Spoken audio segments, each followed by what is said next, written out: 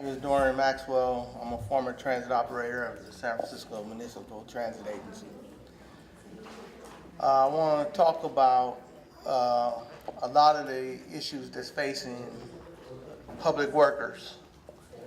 We're getting workplace bullying by our supervisors and now members of City Hall, and it's blatantly out of control now. It's spinning at a downward spiral. I recently went to Washington, D.C. and met with the Civil Rights Division of the Department of Justice. And we're going to organize a workplace bullying rally. And we're going to write a letter to Kamala Harris, the state attorney general. That's told me the first step that I had to do before I came back to them is write a letter to her. So if we can get some volunteers that have knowledge of writing, be greatly appreciated.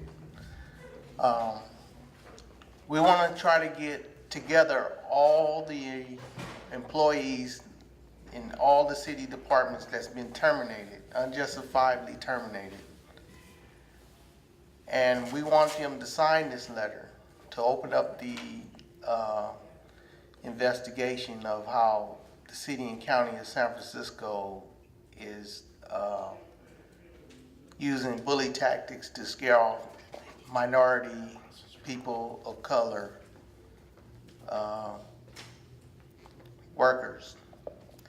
The city and county of San Francisco in the Muni department, they outsource their tire maintenance program to another private entity, which employs illegal immigrants. That's against policies. And because of this, I got injured because this is Firestone, which was the vendor at the time, had employed the illegal immigrants that didn't know how the American standard of how the tires are supposed to be 230 seconds in the rear, 430 seconds in front. They put tires that was squares a block, had tire threads coming out, belts peeling apart, the bias plies that they placed on the tires, that was falling apart. They were putting these buses in service with your lives on there as well as my life. And I refused to drive them. So basically what I did was I took them to the Sunshine Task Force and I won the information about how they get the tire contracts and stuff like that. So I sued and I won. And basically they tried to blow up my car. I was on my way home and something wasn't right with my car. I was on the freeway. I had to jump out the car. Unfortunately, there was no traffic out there and the car exploded. Who did it? It had to be the city and county of San Francisco. So I'm telling, from that point on, it's been very, very painful that they would do something like that when I'm exposing to the riding public and the citizens of the city and county of San Francisco the corruption that's going on in the transit system. What I'm here today is I was invited by this panel to speak out. I want everybody to know that we don't have to take this workplace bullying from our employers, because the injury to one of us is an injury to all of us. And we have to when the supervisor get on one of us, all of us should be in that office. All of us should stop what we're doing, go in that office, and that supervisor, guarantee you, dollars to donuts, he's gonna leave that employee alone. Once we all go in that office, if you talking to him, you talking to us too. So we have to educate ourselves on how to combat workplace bullying. And the first step is interacting with ourselves at the job. And we have to put in place our limits that we won't take together, and we have to work together on that. But the bottom line is, as transit operators, we've been bullied because we knew what time it was with the concessions, with the contract negotiations, the giveaways. Every time they came to us, they cut the service to the citizens just to hurt the operators. That's another form of bullying. Recently they passed a bond measure, Proposition A. Got people thinking that it was going to fix transit. Got people thinking that it's fixing transit. No, it wasn't. It's going to rob the money from the homeowners and taxpayers in the city and county of San Francisco to pay back a lawsuit that we filed against the city and county of San Francisco, which we won, $238 million that the city has stolen from the operators in form of layover pay, travel time, and we won that case. The funding for the Central Subway,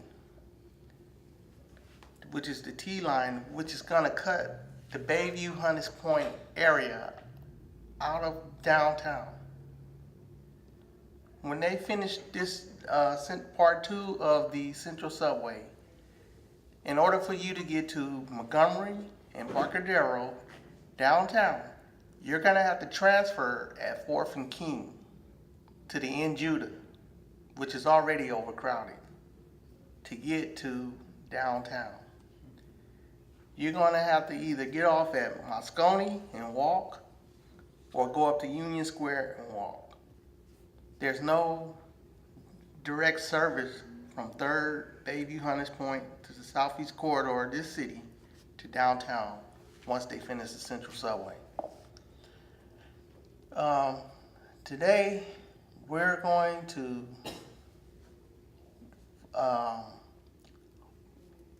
get together and we're going to draft up that letter for a group of us. We're going to try to get a hold of every employee, if you have any friends or relatives that have been terminated within the last 10 years in the city or county of San Francisco that was employed by the city. We need their names, we need the date that they were working, because I want to get this letter together as soon as possible. Once I get that letter together, we're going to have a press conference with the media. We're going to talk about workplace bullying in this city. And we're going to, most of us, the key players, are going to go up to Sacramento and put Kamala Harris on notice and give her that letter directly, with the media right behind us. What we need to also do is come together and change how these boards and commissions are appointed here in the city and county of San Francisco. That's another petition that I'm working on putting together, to get a charter amendment put on the ballot to change the formula of how these boards and commissions are put together. The biggest corrupt entity in this city that does the most bullying is the planning department here in the city and county of San Francisco. All the money that's supposed to be funded towards social programs to help people like the people of color is being funneled into non-essential projects such as the Central Subway Part 3, the subway to Fisherman Wharf. When they could use that money to help people of color, help us all, bring in social projects, training, parenting, getting programs together for parenting. I've been fighting City Hall as a one-man wrecking crew. I've been fighting my employer as a one-man wrecking crew. And no one had my back. Co-workers turned their back on me. They threatened them to come. I had an arbitration hearing.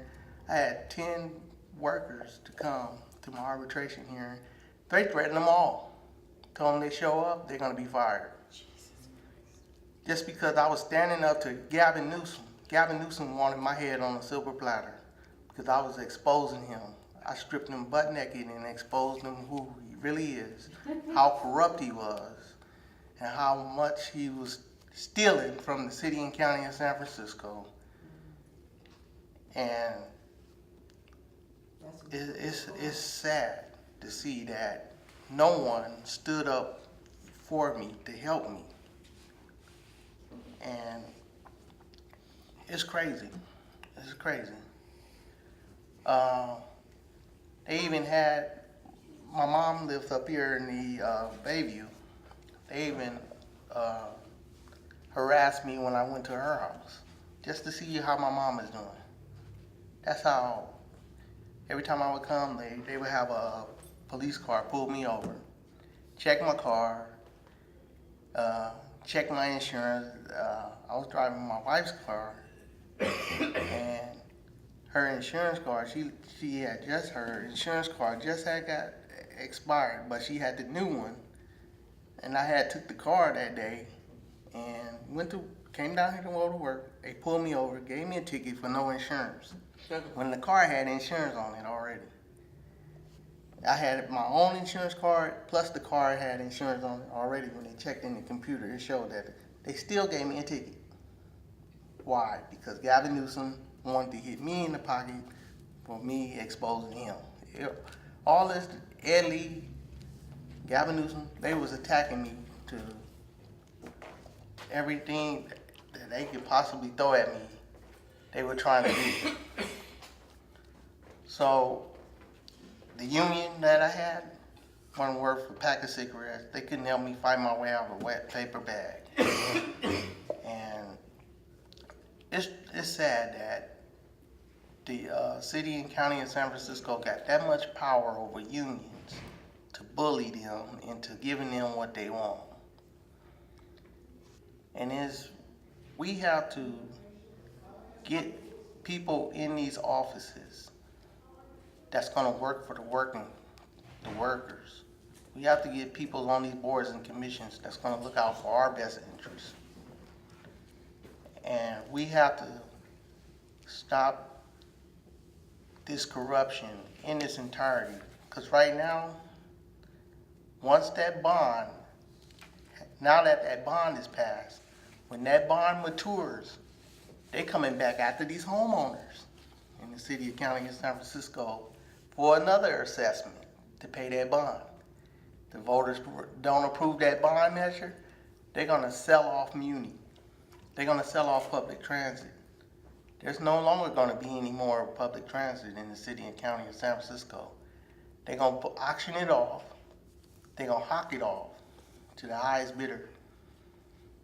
And the citizens in the city and county of San Francisco, especially people in the southeast corridor of this city, will not have adequate transportation to get back and forth in this city. And they basically, once that Central Subway gets done, Part 2, there will be total isolation from the southeast corridor to the downtown business corridor to get transit services that we vitally need to in order to get out there and get to the jobs, because they have most of the jobs are downtown, and they don't want to put anything in place for us.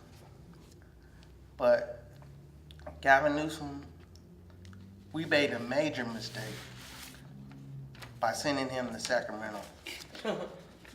Major mistake. We should have sent him to the unemployment line. Cause he is crooked. He's so crooked he make Lombard Street look straight. That's how crooked he is. That's a great joke. Man, the city and county of San Francisco is so corrupt, so dysfunctional, till you have to be a developer in order to survive here. My name is Brenda Barrows. I've been working for the city over 35 years now. And something that's bothered me and I've been working on for a long time for people who know me is that while we talk about, you hear a lot of people talking about people needing jobs. You have a lot of people out there working to get people jobs, but there's very little said ever about what's happening to people on those jobs. And one of my positions in the union is that I'm the chapter president for San Francisco General, and before that I've been a shop steward for many, many years. And so a majority of the cases where people of color are coming to me, and that means Asians, and that means Latinos, and that means African Americans, when you drill down to it, it's some form of discrimination that's happening to them. You know, in one way or another. Many of them don't recognize it. They don't even see it as that. There is a culture within the city of San Francisco, and Joe and I started a Black Employees Association. It got so bad, and so many people were having so many problems, and they didn't have anybody to talk to. They couldn't even talk to the unions because unfortunately, unions are made up of the same people that are in the general public, and so it was very, very difficult to get them to see what was happening to people as discrimination. And what I hope is, and one of the things that I really want to do, and the reason I want to talk to people about all the time about this is, at some point, we have to start training people, these young Black people in particular, when they go into these jobs, how to look for it. If it happens to you, what do you do? If you don't get support, if you happen to be lucky enough to work for a unionized place, what do you do? If you work for city government, what do you do? I mean, there's nowhere where people learn how to deal with this kind of stuff once they get into the workplace. It's very scary for most people to speak up about it because they're afraid of being fired, and generally that's exactly what happens when you speak up. Then they start manufacturing a paper trail on you, nitpicking every little thing you do until they get you out of the door, right? And so, and any employee, we're all human, right? If you nitpick and you watch every little thing any of us do, if you watch it long enough, you're going to come up with something to use against people because we're human, right? We're human. Sometimes we come late to work. Sometimes, and so attitude about that. I hope we wake up people. And what I really hope is that, and what I see as a public employee in San Francisco is that the employer has done a very good job of keeping us as workers divided, right? They have, and it's very insidious, they keep the Asians separated from the Latinos, and the Latinos separated from the African Americans. And if you're in a workplace and you really start to gel as a unit, they quickly start moving people out somewhere else, or it's terrible. And it's really bad in the city and county of San Francisco. While there are a lot of us working, and for the most of my working life, I've been pretty lucky. I haven't had to deal with it. But like I say, in the last 10 years, it's gotten bad. I've had an incident myself where I work in a clinic.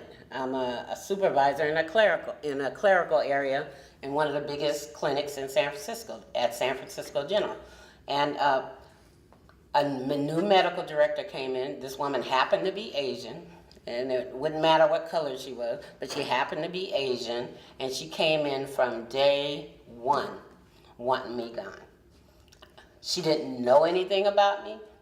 Anybody looks at my work file, it's outstanding all the way through my whole entire work life.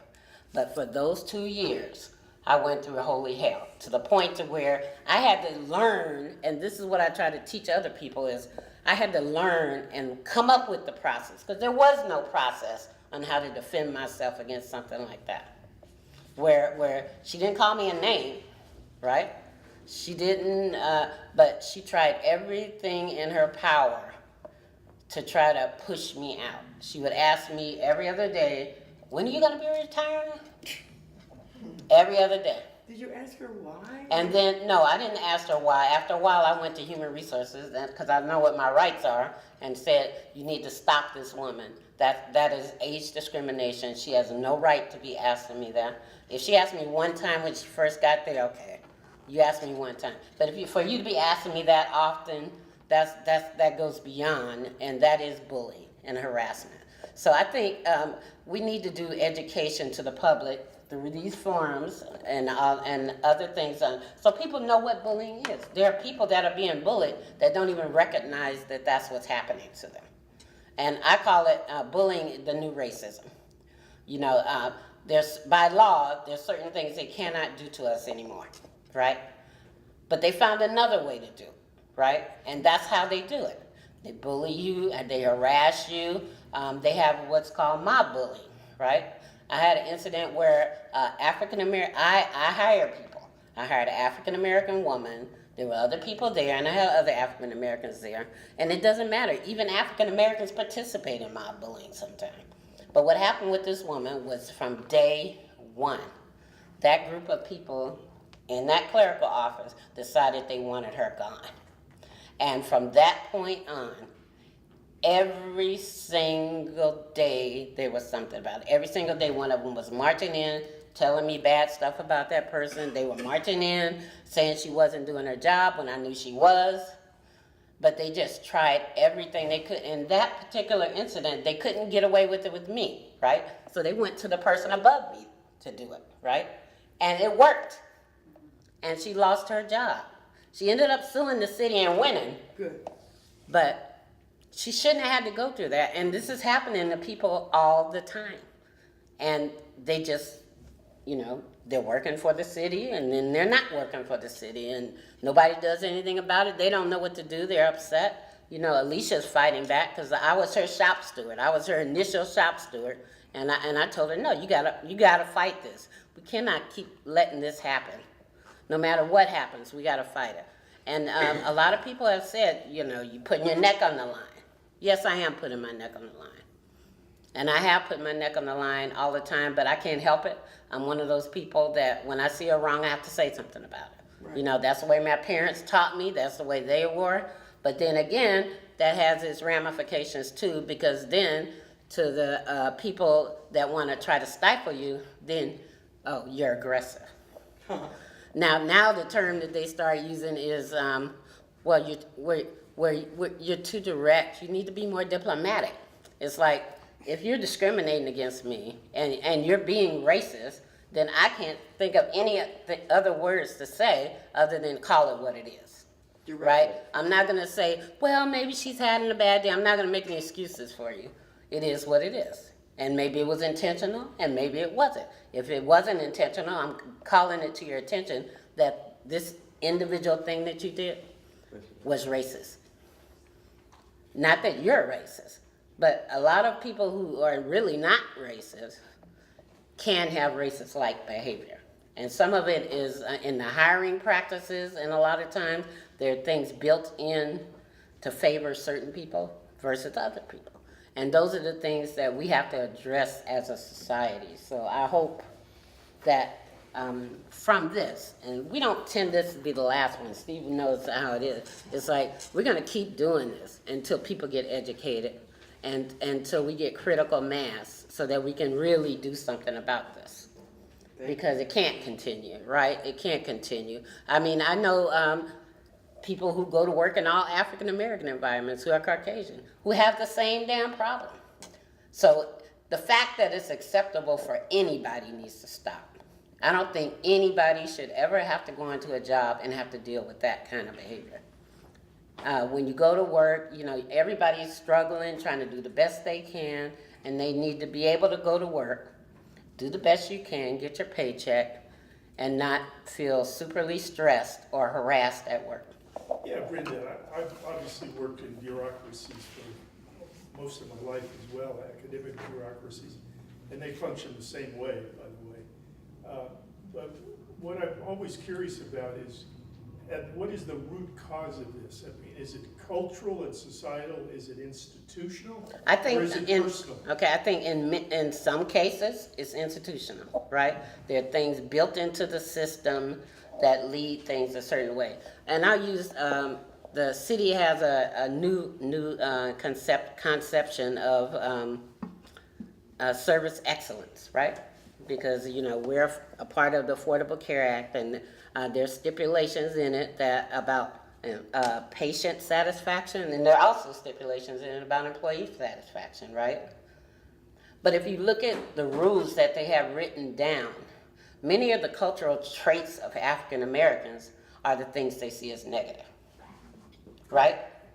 And many of the things that come from other cultures are the things they look at as positive. Could you give So- an example? Well, an example would be like, we're not supposed to, like when we're talking, just like I'm talking to you right now, you know, not all African Americans, because it's never all of anything, right? But many African Americans, we talk with our hands, just like I'm talking to you right now.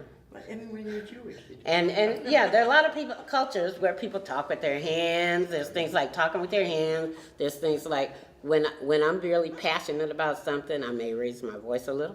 I'm not yelling at you, but I'm raising my voice. So it's little things like that where if my counterpart is white and they want to come after me, right?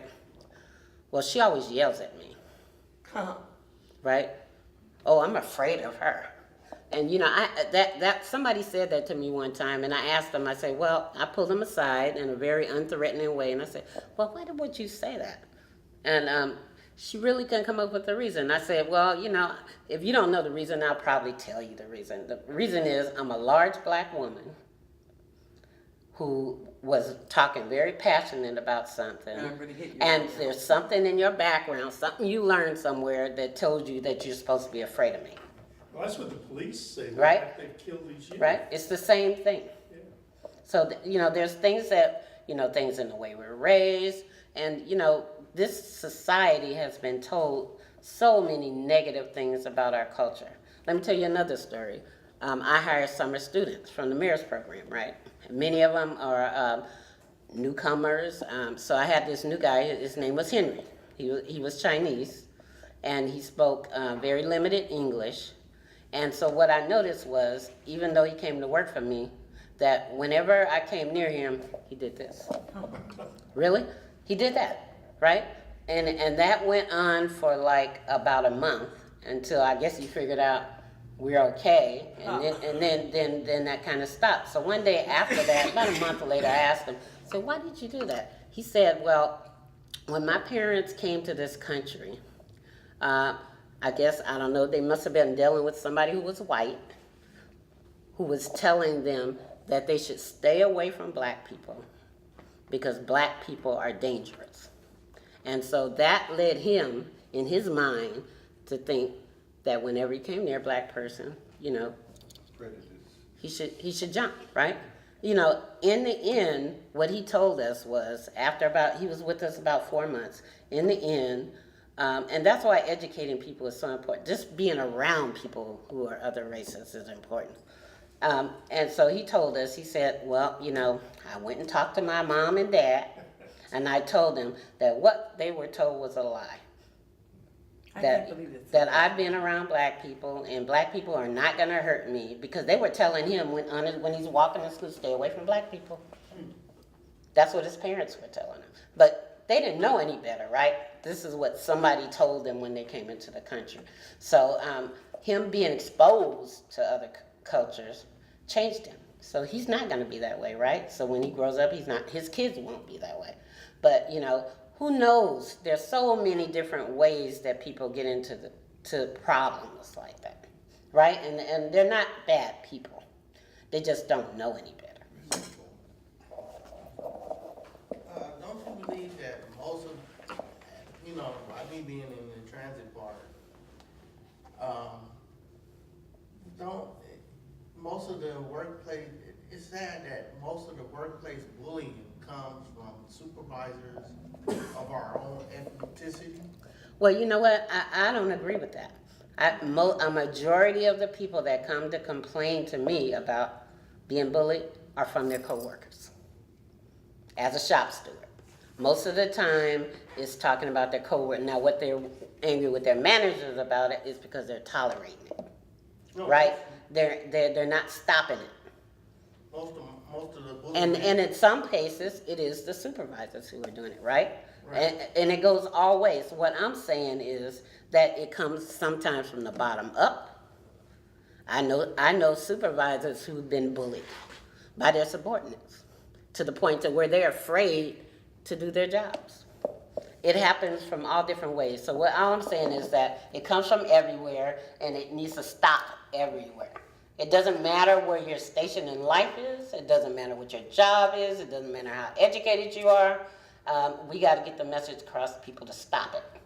That they should not do it. And if they see it, and even if it's not happening to you, you call it out.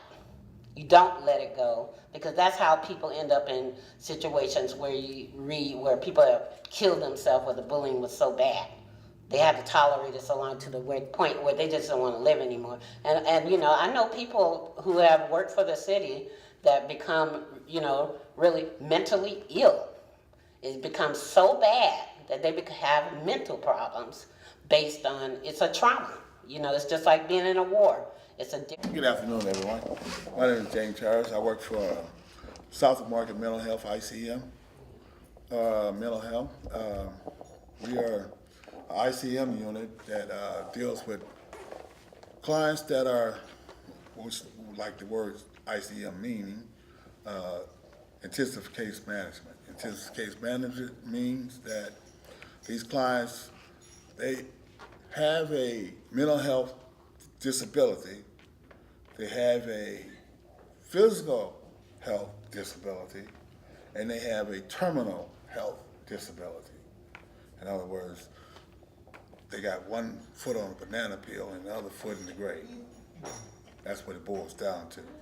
But we have to take care of these individuals to make sure that their lives are comfortable to a degree before they pass on, or before they, pass on or destruct themselves behind their substance use or behind their mental disability. In most cases, it's behind their mental disabilities. In a great number of cases, it's behind their substance abuse, and very, very frequently it's behind someone else killing them, but it happens within the framework of my establishment. And also it probably happens behind some of the case managers' inabilities to, what you would say, help these people live a soft life, or rather a more surreal life from what they've been in, because most of them stay in a tenement. You understand that this is the only place that they actually can stay at that is affordable, and most likely they're in a SRO, meaning that's a single person occupancy. They can't have their loved ones with them or nothing like that. More than likely, most of their loved ones don't even want to be around them because of their mental stabilities and their alcohol or their substance use. And then you got case managers, once again, don't know how to deal with them. Well, why are they hired then? Because they are LCMs and MFTs. The city will hire them because of that. My role there was the fact that I have a history of a drug use. I have a history of dealing with mental health, dealing with people. You know, in other words, I was a drug addict, I was a drug dealer, I did every bad thing I possibly could, you know, during my younger life. And I decided that, you know, in order to help society, I need to stop what I'm doing. You know, I mean, something, not something tragic, but something woke me up. You know, it's called jail. You know, it woke me up. Because, see, it was saying, you keep this up, you're bound for prison. No, not really. Let's get up out of this and let's do something else. Let's go to school. Let's get an education. Or I should say, let's continue our education. You know, and I continued my education and I got into a field that helps me and some of my siblings. You know, I got a brother he's schizophrenic to the bone. I mean, I have 3 of them. One jumped off the Bay Bridge, committed suicide, and the other one, she just disappeared. You know, and we're looking at the baby now. You know, the older one is he's totally schizophrenic. He's what you say, harmless or not harmless? Yeah, he's harmless. Okay, but he's still schizophrenic. And the baby, he has no symptoms of mental illness. He has passed that stage from the stage of 18 to 35, and which, you know, that's probably the area where most mental illness will show up. If you get past that, you're all good. You know, if you don't get past that, that means you got something in something mentally will attack, and you know, you got to have somebody to recognize all that. You know, so that's where I come from. That's my background. I went to junior high school and got a little old lousy AA degree. You know, I could have went on to university or anything like that and got a bachelor's degree and got a master's degree, but something told me, you got enough. You got enough. Go get you a job. Go to work. You know enough about all these people. Now go and get you a job. And said, because they're not going to be there too long. So I went and got me a job. Be that as God's telling me what I need to do. I let God take control of my life. And I went out there and I got a job. I got a job working in the mental health field. I said, don't that be though? And I made a promise to myself to help these people all the way. In the course of that, receiving that job, I got the job back in 2001. No, 2000. Back in 2000, I got the job in 2000. We were a different ICM at that time. I came up under a little scrutiny as far as my background is concerned, and HR. But my boss at that time, he wanted me, and he told him, I want him. I don't care what he did in the past. Well, he didn't. I don't care what he did. I had to put it down. I had to write it out and put it down. Okay. But anyway, I want to get on the fact that I'm still at that one job, which I tried to transfer 5 different times, and I just can't get another job nowhere else, you know? So I said, back in 2008, I decided, you're stuck. Might as well accept it and stay where you are. And I'm feeling I don't feel comfortable, but hey, this is what God led me to, and this is what I'm going to do. I'm going to help those with mental disability as best as I possibly can. But when I'm in my younger years, I was selling that dope to them.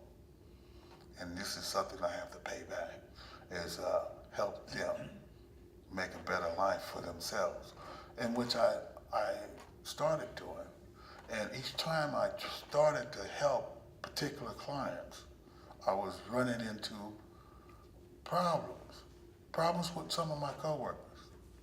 You know, LCSW, if you talk to them, you find out that they know anything about a mental health person, but they don't know the person's human background, human understanding, where they live.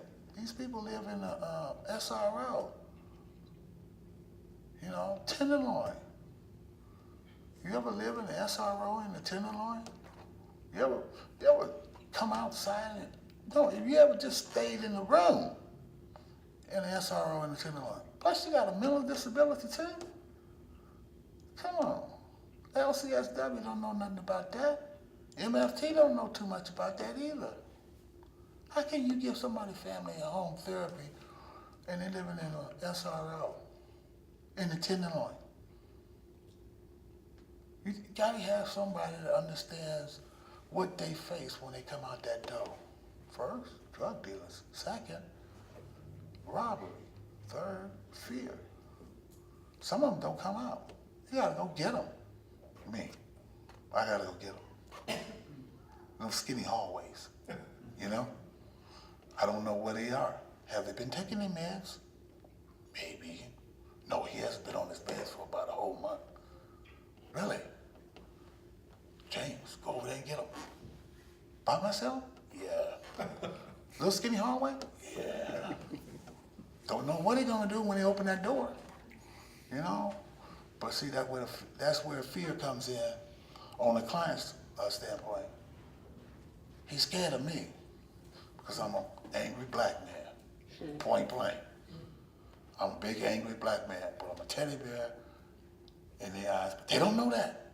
When they see me, I'm an angry big black man. And they scared until I open my mouth. And I'm scared because they might do something drastic. And I can't move, you know, I'm in a skinny hallway. How am I turn around and run? I can't. Ain't no way in the world I can turn around in a skinny hallway and run from somebody with a knife or a gun or whatever. I can't, I got to face it. You know, God willing, I haven't gotten in that position yet. And hopefully I never will. But some of my clients, some of my coworkers have, and it wasn't a good scenario because of the fact that they don't understand the clients themselves living in the SRO. You know, when they go downstairs and go outside, they gotta run a gauntlet to get to my office. Drug dealers, other mental health people, robbers, women that want to take their money from them. And that's there's a few on the street that just run up to you and just ask you for some money. If you don't give them money, they'll rob them, period, point blank. We had a couple of clients like that. Though they never showed it at the clinic because they was on a different frame of mind. But once you get them in the Tenderloin, that frame of mind is street, you know? I always told my co-workers that there's a different life with these clients when they're out there in the Tenderloin. You gotta understand that. You can't accept the fact that they're gonna come in, they're gonna be nice. Yes, they're gonna be nice. Some of them gonna be high too, very high. And not even with the mental instability. You probably won't recognize the mental instability because of the substance takeover. But you will recognize the physical disability that the person has, you know? That's terminal. You can see that. Because it shows, you know, they can't walk that far. Or they can't see that far. Or, you know, they have limbs don't work, stuff like that. You can see that. But when they come to that clinic, they full of dope, street dope. They're not full of mental health dope, because the mental health dope don't work. Right. I don't like that stuff. It puts me out of body. What you mean it puts you out of body? It don't make me feel good. What you mean? It ain't supposed to make you feel good. It's supposed to make you sane. What you mean by sane? Well, it's supposed to have you feeling normal, you know, where you can function, like clean up your house, like wash your dishes, like wash your clothes. They'll say, James, what fantasy world are you living in? I'll say, what are you talking about? Can't you go to the laundromat? I might get robbed. Well, don't they have a laundromat in the thing? I might get raped. Well, what do you do? I don't do nothing. I just throw it over there in that corner over there and go buy some more. Or come down here and get some more clothes. Well, you can't do that. You got to keep your hygiene up or they'll throw you out the place. You know, stuff like that. I got to talk to these people, some of these people like that, you know. Mental health is a serious and unforgiving disease because, one, you don't understand where the clients are. If you don't understand where they are, then how can you help them? You can say, I'm going to help them. You could say, I need to do this for them. I need to do that for them. The city has a plan. The city has a plan to Avatar. They have a plan where you got to make out a treatment plan for these clients. All right? They got to be functional, and the treatment plan has to last between 5 months, or rather a month to 6 months, and you got to show improvement each and every month. You know, in mental health, you don't see improvement, especially severe mental health. You can't see no improvement. If you get that person to say, I need help, you did something real good, and it took you 6 months to get him to say that. Or he's taking 3 steps forward and 5 steps backwards. Or he is peeking around each and every corner that he gets to. You know, like that. He's fearful. That don't take no 5 or 6 months. That takes years. Years of him trusting you to do this, you know? To help him through this here, to get him down the street. We have clients that we have done that, but some of them, you know, a lot of them don't make it. A lot of them get, I wouldn't say misdiagnosed. It's what treatment plan that they have to follow that their caseworker will provide for them. You providing a caseworker for an alcoholic, take it. He has a mental disability. He's over on 16th and, he's over on 17th and Mission, or 16th and Mission, or 22nd and Mission. He's over in that area. He's a serious, sloppy drunk alcoholic. He's a high-end user of the emergency system. Being a high-end user of the emergency system, that means is that every day he's going to the hospital. Behind what? Intoxication. They're taking him to San Francisco General, or they're taking him to St. Francis, or they're taking him somewhere. But he's a high-end user, right, of this mental stability. Now, you tell me as a health worker, see, I'm only a little lousy health worker. I'm not an LCSW. I don't have all the credentials. I'm not an MFT or nothing like that. I'm just a little lousy health worker that drives a van around San Francisco, pick up these people and bring them to the clinic and make sure that they get to the doctor and see the doctor and get their medication and take them back home and give them their money, because we cannot stop them from getting their money, but give them their money. Take them to a place to cash their money so that they can buy food or buy their dope or whatever they're going to do with their money. Give it away. I have some clients that stand on the corner and just give people money. Said he needed that. I said, what you talking about? He needed that. You needed it more than he did. Why you giving that man money? He needed that. I said, oh my God. You can't be, well, that's your money. You do what you see fit, you know? But she does that. And then you got some that, as soon as they get it, the dope man got it. You know? If I don't take them to the place to cash a check, then the dope man gonna take it. He gonna take it anyway, because the dope man gonna run up to him. One of the youngsters gonna run up to him and say, "Man, you owe me $20 from yesterday." He's been doing that for a whole month to that one particular person. He knows when they get paid. Or they get intoxicated so much that each time that they go back to the shelter and they be talking a whole bunch of crazy mess, they get robbed at the shelter. So they don't like going to the shelter, stuff like that. But say, you know, what I don't like doing is when someone tells me to take somebody to a place within the city to see their friends. Well, who's gonna take somebody to a place like 22nd and Mission? What are you gonna do there? I can't ask them that. But what are you gonna do at 22nd and Mission? I work since Alex died. How many people know about Alex Nieto? The majority of you? Oh, yeah. I'm in the right room. I live in, I usually ask the question, everybody's like, you know, majority don't. That's young man from Santa Rosa. No, that's Andy Lopez is the 13-year-old from Santa Rosa. So he's the one that was killed on Bruno Heights. Exactly. The alleged death. So I'll give you just a brief little summary of facts for people who actually don't know the case.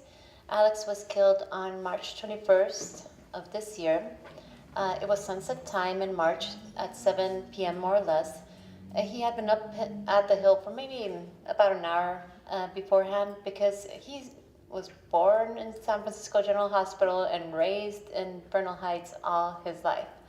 And so his street, his home, which is actually on Cortlandt Street, which a lot of working class folk know that whole hill was a working class community, you know, back a couple of years, a couple of decades, until recently, I would say, until the last 20 years has probably changed dramatically, so that now it's touted as one of the best real estate locations in San Francisco.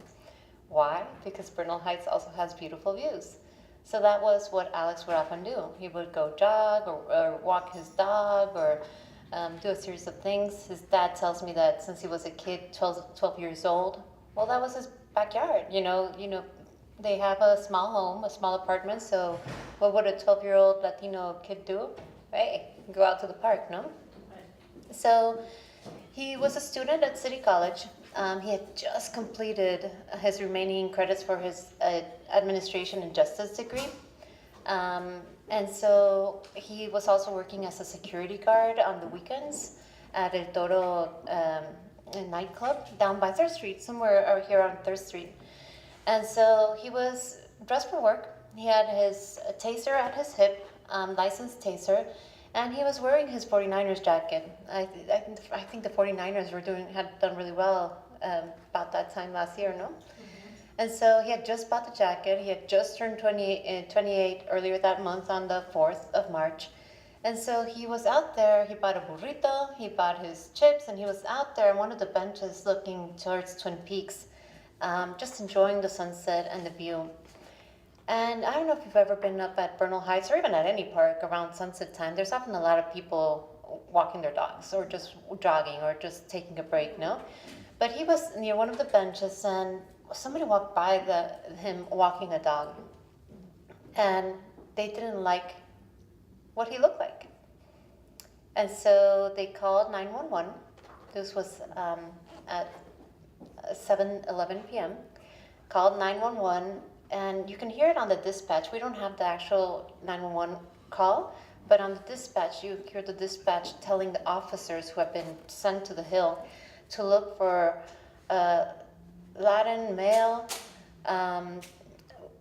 tall, wearing a red jacket and a gun at his hip. And then the caller stays on the line, and so then you hear dispatch also saying, he's eating sunflower seeds or chips. Okay, so for a second, let's just see. So somebody's afraid because they saw somebody had a gun at his hip, but the gun is never drawn. There's no mention of any threat, and he's actually described as just eating, right? What do? They send a battalion of officers to search for him because, and we were talking, I was really enjoying the speakers before me. We were talking about racial profiling. What did the officers hear? Red, Red, what does that mean? Latino, it means colors, gay. Exactly. Gang related, Bernal Heights. Mission, you know? Related, Mhm. Mission, Burrito. Latino, burrito, a gun, and sitting there, And- thinking about going to commit a crime. And yeah, or hurting someone, That's right? what the person, And that's racial profiling, and that's illegal.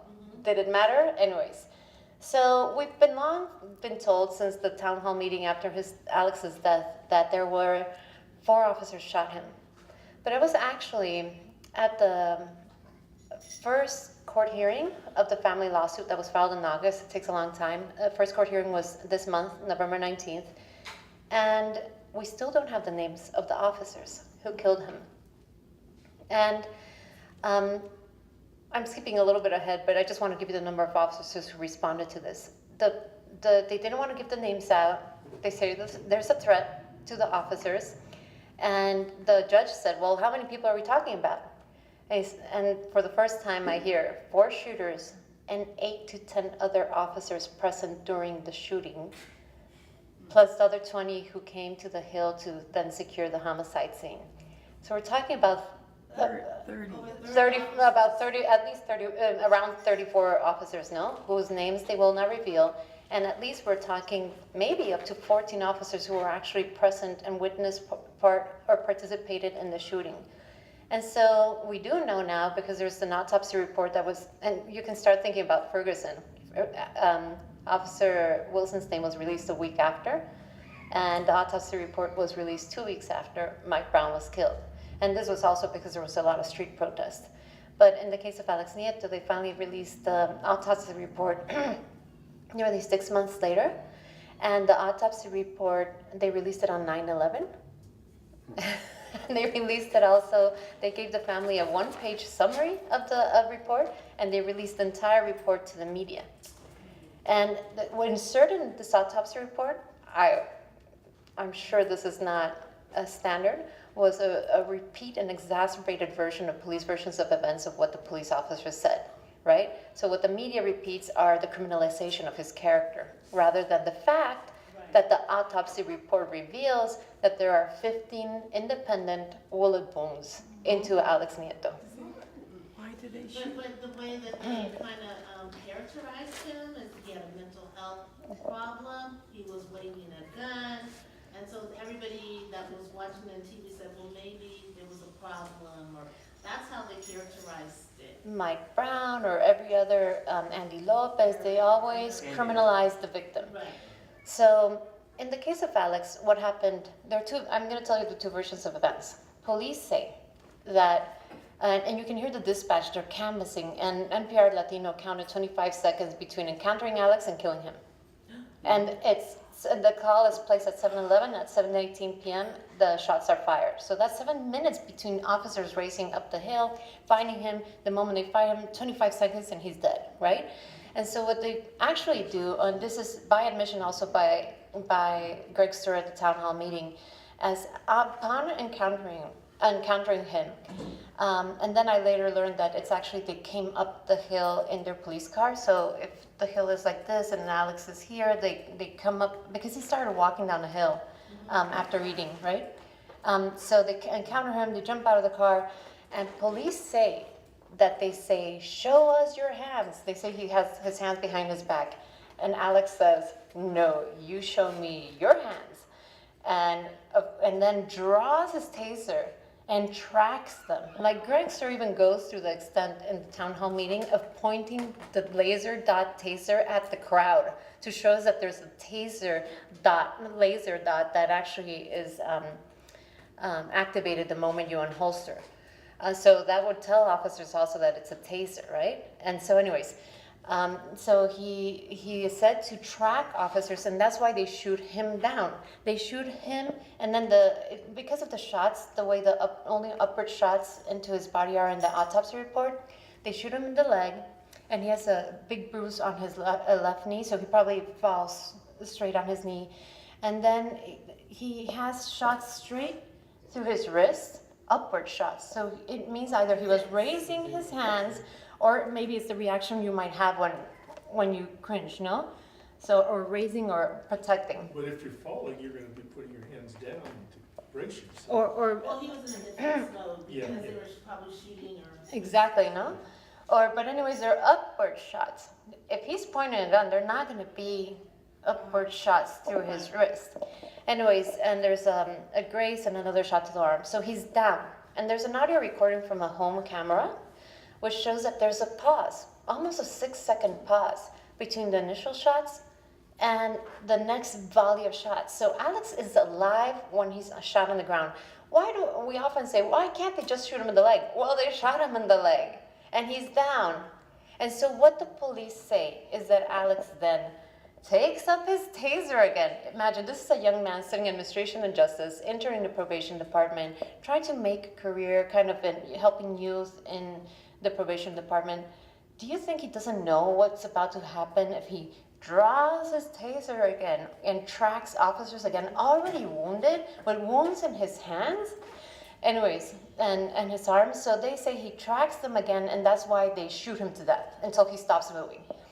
And so now you have eyewitnesses that have come forward, and what the eyewitnesses say, there's an eyewitness and their ear witnesses, is that police never have these conversations about show me your hands. No, they say, the police jump out and say stop, and immediately shoot him down. And then there's a pause, and then they kill him. So this is actually a very dramatic case, because what police always get away in all these cases, like Mike Brown, is that there's always a threat, a perceived threat, by which they fear for their lives and they must shoot. But what's really dramatic in the case of Alex Nieto is that he's already down on the ground. You already have the advantage. Where's the threat? You've already put him down. And then they deliberately decide to kill him, to execute him, to silence him, because you now don't have the main witness, no? So police didn't think there were any more witnesses, but a witness has come forward who contradicts versions of events, and then the ear witnesses also say this conversation never happened. So the police is hiding all the names. But yeah, comments. I just wanted to say, I think that from my perspective. I think it's gotten to the point where I personally do not believe, I think Obama came out saying we were going to give them better training and maybe switch guns for tasers or whatever, no? But I actually don't believe that's going to help. I think we've gotten way past this moment. I think until we can change all sorts of stuff, but because the police it's actually the structure of the justice system. You have a standard by which the police are judged, which is not the standard of a reasonable person. All of us might think that's not reasonable. What happened to Garner? What happened to Mike Brown? What happened to Ali Lopez? What happened to Alex Nieto? It doesn't matter, because they're going to be judged by what another reasonable police officer would have done. And so it's like the circular argument that never ends, and they're always justified in their action. Like, of the last 97 cases of shootings in San Francisco since, I think it's been 2000, all shootings have been found within policy. Okay? But within policy. And so there's no administrative sanction for these officers, etc., no? And so the other thing is that you are also trying to depend on the district attorney, who has a day-to-day collaborative relationship with the police, to file charges. And in San Francisco, our district attorney, George Gascon, is a former chief of police of San Francisco, right, and a career police officer. So Conflict of interest. oh, it's huge. I don't think it's ever happened. So in my opinion, we really have to address the structural issues of who's supposed to gonna indict these officers. What we know from eyewitness or ear witnesses is that Alex never raised his taser, never made a move to get his taser, and immediately on finding him, they yelled stop, and boom, boom, shot him down. After a pause, he was still moving, and all they need, of course, is they continue to shoot him until he stopped moving. And this person who is the eyewitness fled off the hill. Imagine, no? Right. And so, we're going to learn more as the trial happens. The other thing I want to say is that they've been hiding the names of the officers since then. And recently, again this month, Greg Sir was on bilingual radio, 10:10 a.m. Hecho in California, and he had an interview, and it was fantastic. I was listening to it, and I couldn't believe his reason why they haven't been able to reveal the names of the officers involved, because all names of all officers who have ever shot their weapon in San Francisco are public information, except for the killers of Alejandro Nieto. And the reason is that shortly after Alex died, which by now is almost 9 months, on the 21st, a person on social media made a threat, and this person is known to be out of the country. This is the credible threat to the officers. And so it appears that it is a somewhat kind of disturbed young man who is very mad at the police who made this threat, but he's out of the country, and the police know this. And so in the court, they've tried to hide the names, and the judge fortunately said, no, you have to, I'm not going to give you an unusual protective order. They usually protect confidential information like where you live, etc., no, in the trial. But the lawyer can't even depose the officers involved unless you know who you're deposing. And so they're still fighting this, which is, if you check our website is justice4alexnieto.org. We put up all the information. You have the autopsy report, the lawsuit, the both versions of events. You know, you can make up your own mind. They also, to kind of make the argument around the cover-up, next day they investigate the victim. They immediately go to a person who has a restraining order against Alejandro to get their story. They leak their version of events to the media. The family's getting calls from Mexico saying, is Alejandro dead? And the family's completely confused. No, what are you talking about? Until officers show up at their door. But the thing is that the reason why there's a restraining order against Alex is because he was dating the separated partner of this man. And this woman and Alex had been harassed by this man so continuously that they had put a restraining order against this man. He violates the restraining order, and then this man, to kind of like save his ass, puts a restraining order against him. But they don't ever tell you the story. They only tell you that there's a restraining order against Alex. So this is the type of things that have been going on. In terms of movement, I'm so glad that I'm talking to all of you. We've gone from a very small committee that at the beginning were organizing activities to what we call a coalition.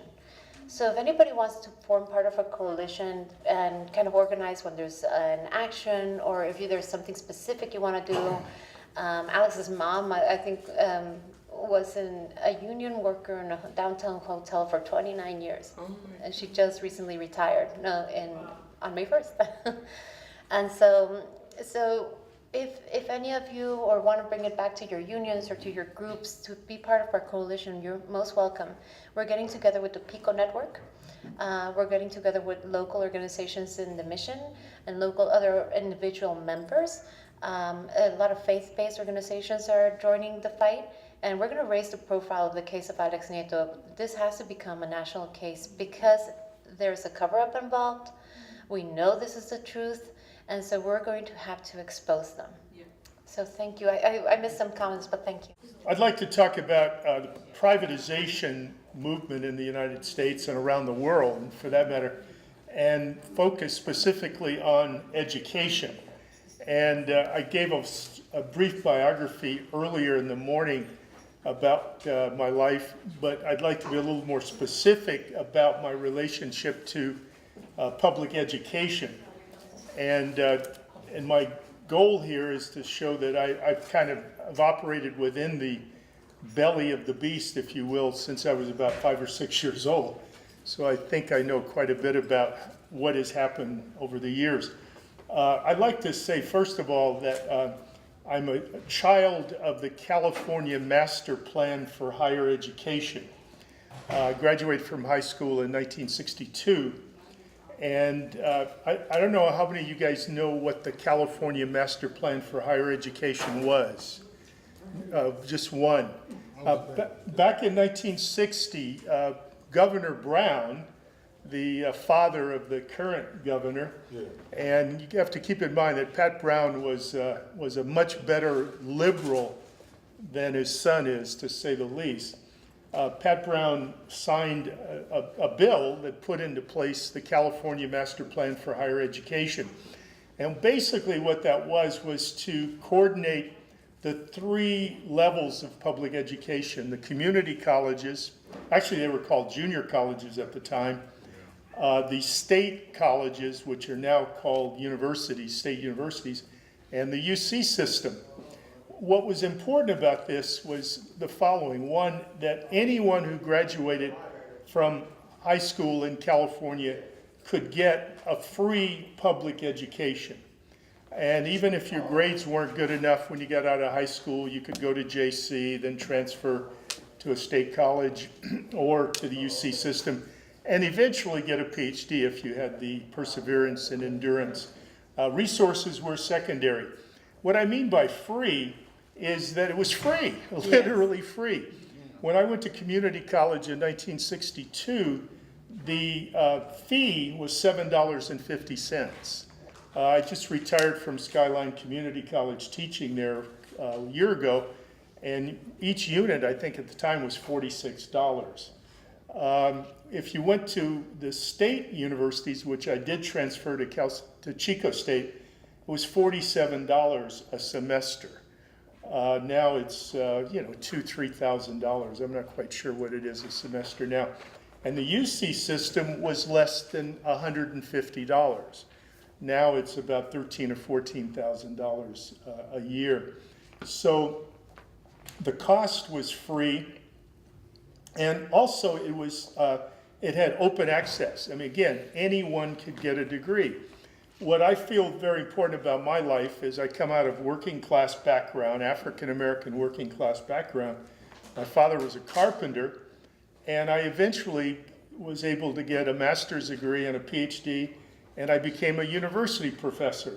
So social mobility was on the table for relatively no cost at all. The system was basically functioning as it was designed up until the late 1960s.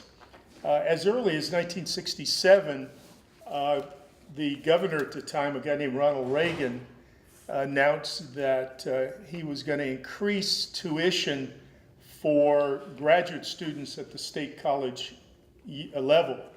And what I could argue is that was the beginning of the gradual but steady increase in the cost of public education, to where by the late 1970s, no longer were students paying fees, they were actually paying tuition. Now the difference was that fees were to pay for sports, the student union, the bookstore, and all of the kind of accessories you get as a student. You were not paying for teacher salaries, or were you paying for upkeep of buildings, et cetera, et cetera. That was being paid by the state legislature. Once you start paying tuition, you're now beginning to pay for your education, meaning you're paying teachers. And so what we've seen from the late 70s to early 2000s was a gradual increase in tuition costs. But I would argue as late as 2000, and certainly 1999, the cost of education was still relatively accessible for most people. You would probably have to get a job and obviously get a loan. But the dramatic increase of education didn't start until about 2000, 2001, and certainly you could look at tuition rates at the UC system to get an indication of that. I think what I would like to talk about is why has this change taken place? In California, and we'll look at California because it's kind of the model for public education. The old California State Master Plan system was considered the greatest public institution in the world. And I would argue, related to access to education, it was. It still didn't have a lot of radical Marxist teaching in these schools, but some of us were able to find those one or two teachers at the various schools and get a very, very relevant education. In California, a major area of impetus was the passage of Prop 13 in 1978, which began to change the funding structure of colleges, public institutions, and for that matter, elementary and secondary schools, by reducing the amount of money that was generated by property taxes. And that was always used as an impetus for increasing costs, making cuts in salaries or hiring practices, and certainly curricula. And a couple of the areas that began to be chopped off very, very early, and this is in the 80s into the 90s, was art, music, physical education, all the fun courses that students got to take. So the tax issue was a major impetus towards increasing the cost. But I would argue, back to what I was talking about today, the major changes were within the context of the changing hegemonic ideology that began to be put into place in the 1970s. And that ideology was neoliberalism. Now, from the early 20th century until the 70s, the political economy was based on industrialization, and profits were basically generated from producing goods and selling them to workers. As I said earlier, there was a falling rate of profit in the 1970s, and that began to shift the structure of the economy.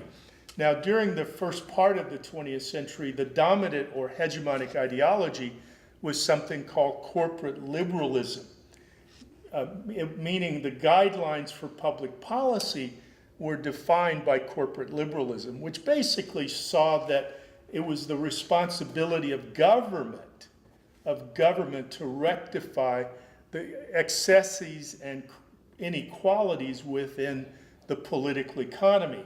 So what we see certainly is the progressive era during the first 20 years of the 20th century, where enormous amount of reforms, regulatory industry structures were put into place. And certainly from 1932-33, when Roosevelt was elected and he began to put into place the New Deal, we see all the way through Truman, even Eisenhower, to some degree Kennedy, and certainly Johnson, being guided by corporate liberalism.